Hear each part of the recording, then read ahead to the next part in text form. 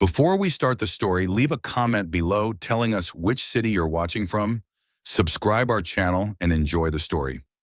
Autumn in Stowe, Vermont draped the small town in a vibrant red carpet of leaves, as if nature were compensating for the long winter days ahead. Inside the tiny Maple Sweet Bakery on Main Street, Maggie Foster, 28, stood behind the counter, kneading dough, her eyes sparkling as she meticulously decorated unicorn-shaped cookies for a special order. "Who orders a dozen unicorn cookies?" she muttered, brushing pink frosting onto a tail. Nora, her 72-year-old grandmother, sat near the oven, smirking. "Probably some rich kids from the Villa District. Deliver them yourself, and maybe scope out a single guy while you're at it." Maggie blushed, waving her off. "Gran, I don't have time for daydreams."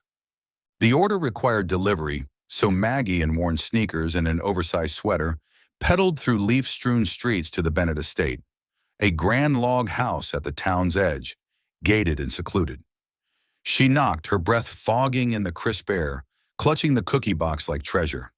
The door swung open, revealing Graham Bennett, 35, in gray sweats, hair slightly tousled, his cold gaze sweeping over her. "Cookies?" he asked, voice flat, like signing for a package. Maggie nodded, forcing a smile. "Yep, unicorn cookies. Special birthday order." He shrugged. "Leave them there, thanks." But before Maggie could turn away, a tiny whirlwind burst from the house. Lucy, Graham's 8-year-old niece in a pink tutu, squealed, "Are you a cookie fairy? My cookies are so pretty." She hugged Maggie, nearly toppling the box. Maggie laughed, kneeling. "Not a fairy, just a baker.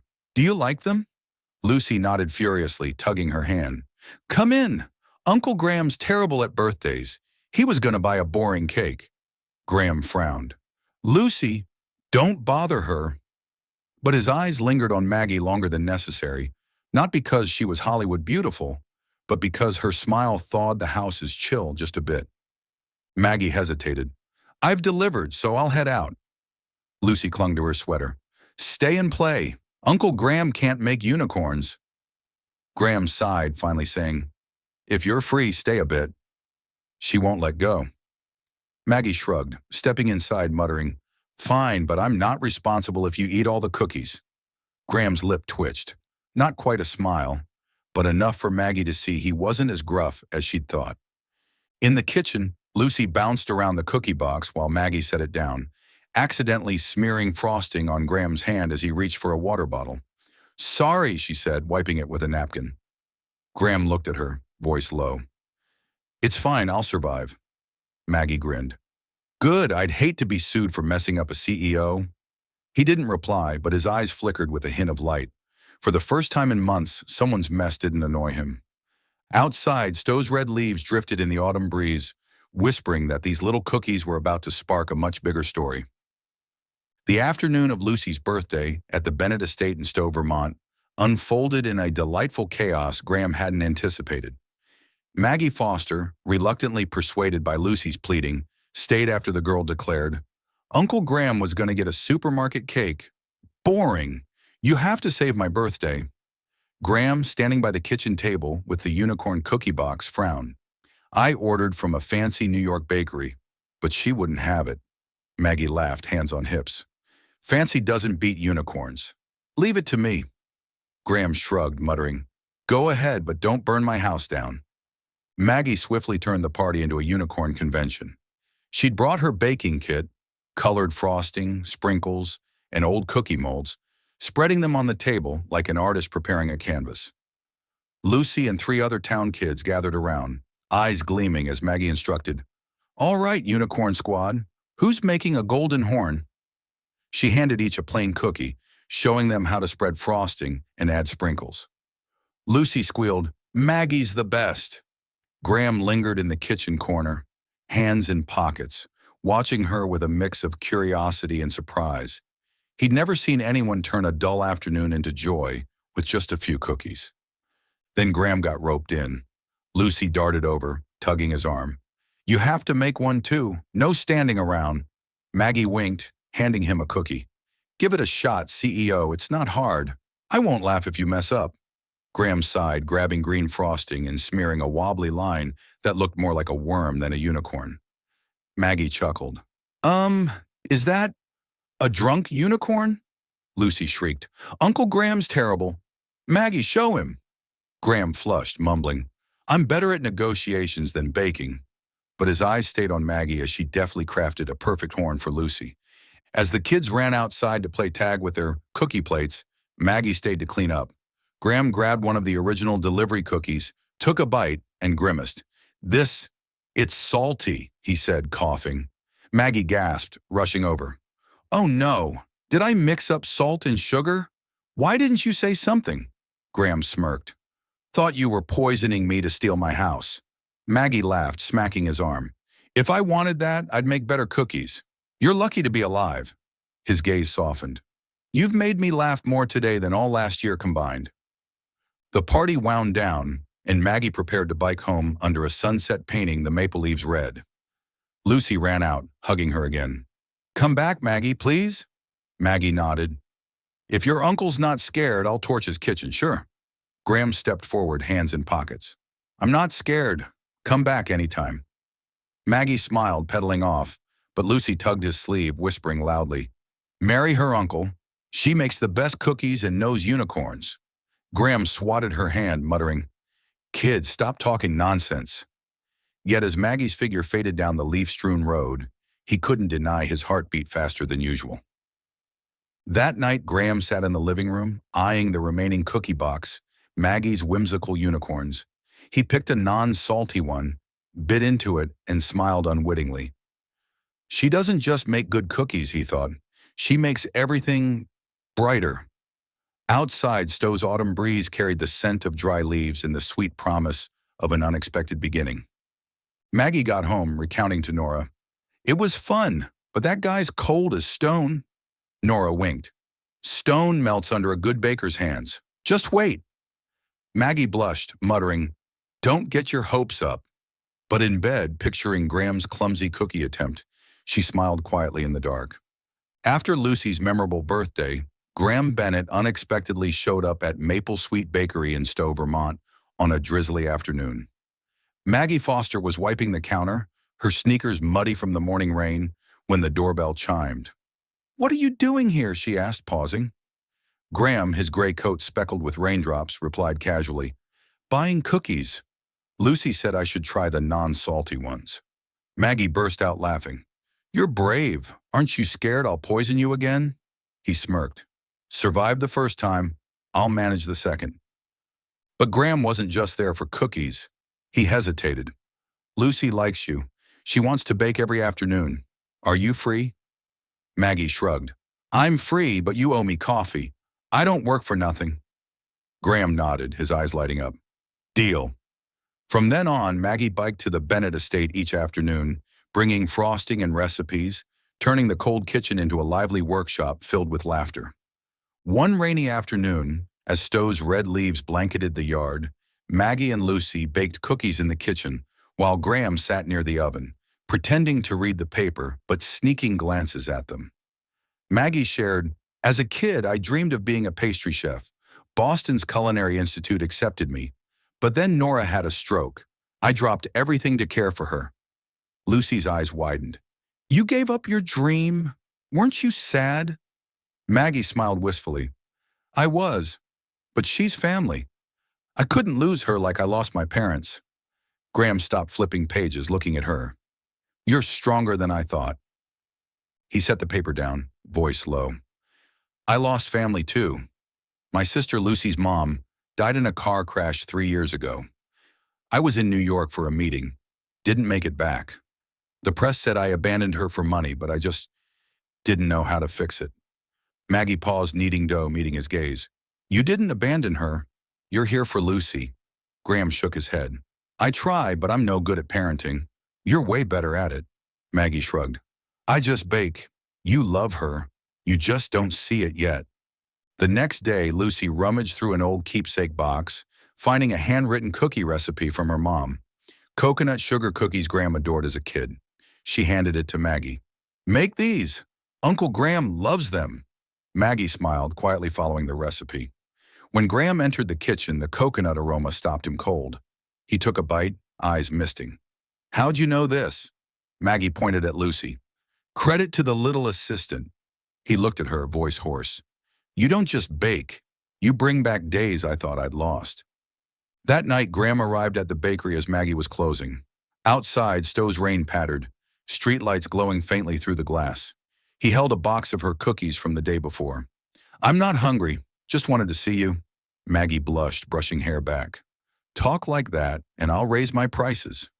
They sat on wooden chairs, chatting late, about Nora, Lucy, the rainy days that left them lonely. Graham gently took her hand. "You brighten everything, Maggie, not just for Lucy, but for me." She pulled back, laughing awkwardly. "Don't say that, I'm not used to it." But her eyes sparkled, her heart melting like frosting on a warm cookie. Biking home, the rain stopped, leaving Stowe's sky clear. Maggie thought, "He's not as cold as I assumed." Graham, in the mansion, stared at his sister's recipe, muttering, "She makes me want to live again."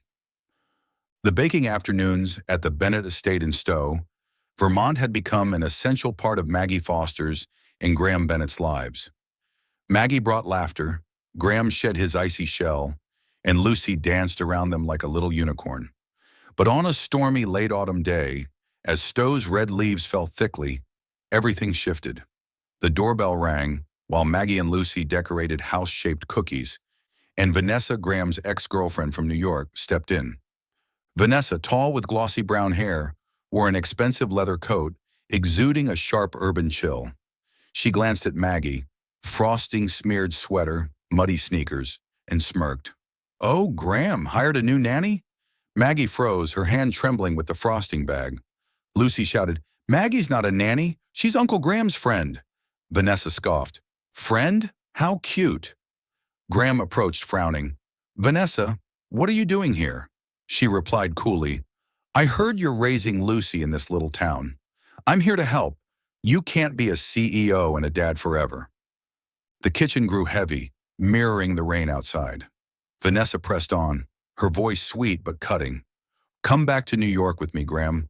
The company needs you, and I can raise Lucy, better than leaving her with some rural baker." Maggie flushed, setting the frosting down, muttering, "I'm not a nanny, but I guess I don't belong here either." She turned to Graham. "I'll grab my stuff. You talk to her." Graham grabbed her hand, voice low. "Maggie, stay." But Vanessa interrupted. "Let her go, Graham. She doesn't get our world." Maggie left the kitchen, stepping into the backyard, rain soaking through her sweater, making her shiver. She thought of Nora, the culinary dreams she'd abandoned, and told herself, "Who am I to fit into his life? A baker while he's a millionaire."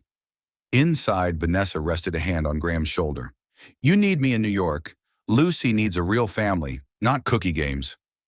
Graham brushed her off, voice cold. "I don't need you deciding for me." Lucy ran out, tugging Maggie's sleeve. "Don't go. Uncle Graham will be so sad." Maggie knelt, hugging her. "I don't belong here, Lucy. Your uncle needs someone better." She biked off in the rain, tears blending with the downpour, heart heavy. Graham stood at the door watching, hands gripping the frame. Vanessa said, "Good riddance. No more complications." But Graham didn't respond. He knew he'd just lost something vital. That night, Graham knocked on Maggie's door in the Stowe rain.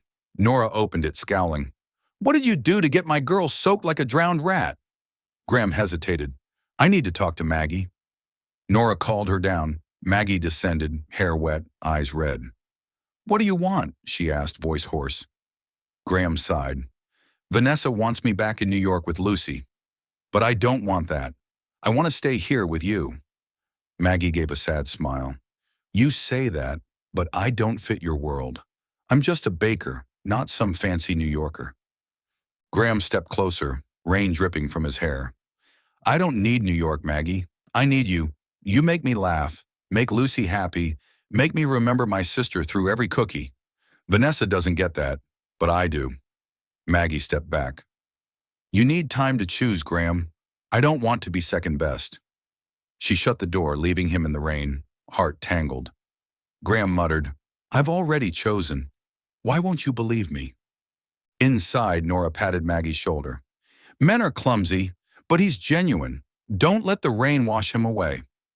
Maggie stayed silent, gazing at the rain through the window, thinking of Graham and Lucy, wondering if she dared believe in a family she'd never dared dream of.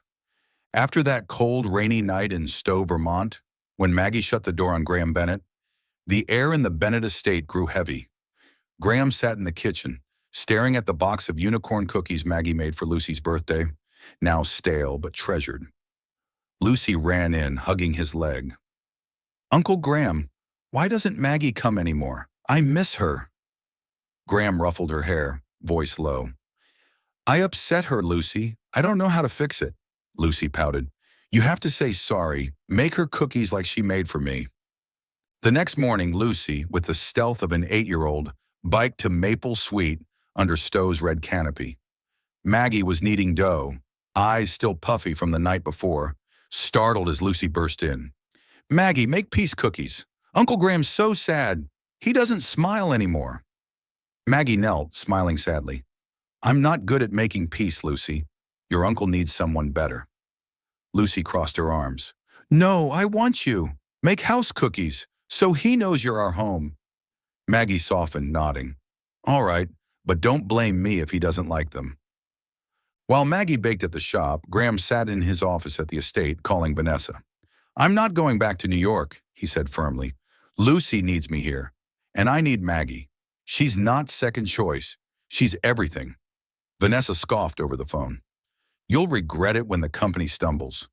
Graham hung up, stood, grabbed Maggie's old cookie box and muttered, "I'd only regret losing her." That afternoon, as the sun set behind Stowe's mountains, painting the sky orange, Graham entered the bakery. Maggie stood behind the counter, holding a tray of house-shaped cookies Lucy had requested. Surprised to see him, gray coat, wind-tousled hair, old cookie box in hand. "What are you doing here?" she asked, voice shaky. Graham set the box down. "I kept this from Lucy's birthday. It's salty, but I couldn't throw it out. It reminded me of you every day." Maggie blushed, sliding the house cookies forward. "Lucy made me bake these, to cheer you up." Graham looked at the cookies, then at her, eyes brightening. "I don't need cookies to be happy. I need you, Maggie. Vanessa wanted me in New York, but I said no. I choose here, with you and Lucy, if you'll give me a chance."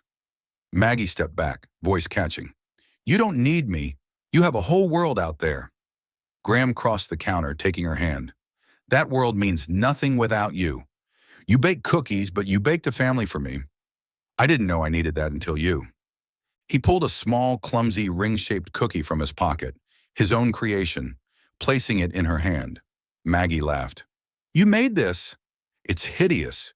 Graham knelt, splitting the cookie to reveal a real silver ring inside. "I'm bad at baking, but good at loving you. Maggie Foster, you bake sweetness into my heart.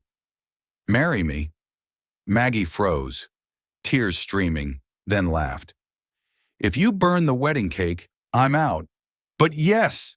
She pulled him up, and they embraced amid the bakery's warmth, cookie scent mingling with the pattering rain outside. Lucy, peeking through the window, shouted, "I knew it! Maggie's ours." Maggie and Graham laughed, him whispering, "She's right. You're our home." Maggie leaned into him. "And you're my oven, clumsy but warm." 1 year after the proposal in Maple Sweet, Stowe, Vermont welcomed a new autumn with leaves more vibrant than ever. Maggie Foster, now Maggie Bennett, stood behind the counter of her new bakery, Cookie Haven, a cozy log cabin on Main Street where the scent of coconut and chocolate cookies mingled with the crisp air. Graham, her silent partner, had funded it with his own money, though he always said, "I just gave the cash. You make the magic." Lucy, now 9, sporting a unicorn apron and self-proclaimed honorary junior assistant, darted around yelling, "Maggie, make more house cookies. Customers love them." That day was Maggie and Graham's wedding, held under the giant red maple in the Bennett estate's garden. The wedding cake wasn't a traditional tiered affair, but a towering stack of cookies, coconut, chocolate, blueberry, piled high and decorated with colored frosting Lucy had gleefully applied. Nora, in a bold red sweater, stood nearby, whispering to Maggie, Picking that clumsy boy was my best gain. He at least eats your baking. Maggie laughed. Don't worry, Gran. I've taught him to brew coffee. Graham, in flannel instead of a suit, overheard and blushed. I'm awful at it, but she loves me anyway. As the ceremony began, Lucy, the mini bridesmaid, shouted, Maggie's the best stepmom ever. The guests, townsfolk, and a few of Graham's company staff cheered loudly. After the vows, Graham pulled an old worn leather recipe book from his pocket, its handwriting faded, and handed it to Maggie. This was my mom's, then my sister's. Now it's yours, to bake for our family. Maggie opened it, spotting the coconut cookie recipe she'd once made, tears streaming. I used my savings to clear the shop's debt so you could keep this house. Now you're giving me your memories too. Graham hugged her. You deserve it all. Beneath the red maple, they cut the cookie cake, laughter ringing amid falling leaves. Maggie whispered, From one box of cookies, we've baked a lifetime of happiness. Graham kissed her. And I'll bake with you forever. What did you think of Maggie and Graham's story? Share your thoughts in the comments below. We'd love to hear how their journey from unicorn cookies to a sweet new family warmed your heart. On a scale from 0 to 10, how would you rate this tale of laughter, cookies, and bonds baked under Stowe's autumn leaves? Don't forget to subscribe to the channel and hit that notification bell so you won't miss any of our upcoming stories. And while you're here, take a moment to explore more heartfelt tales. Just click right here at the end.